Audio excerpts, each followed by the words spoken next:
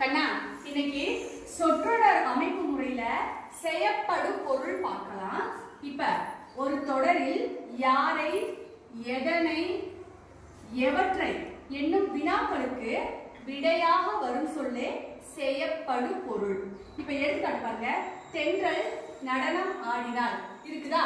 இப்ப இங்க நடனம் அப்படிங்கிறது என்னது? செய்யப்படும் பொருள். சரியா? இப்ப பாருங்க, கண்ணன் பாடல் பாடினான், பாடல்ங்கிறது செய்யப்படும் பொருள். கவிதா கவிதை எழுதினாள், கவிதைங்கிறது செய்யப்படும் பொருள். சத்தமாக சொல்லு.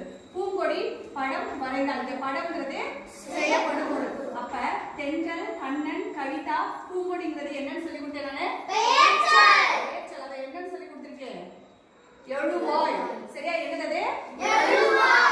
தென்றல், கண்ணன், கவிதா, பூங்கொடிங்கிறது எழுவாய். நடனம், பாடல், கவிதை, படம் இந்த தொடர்ல இது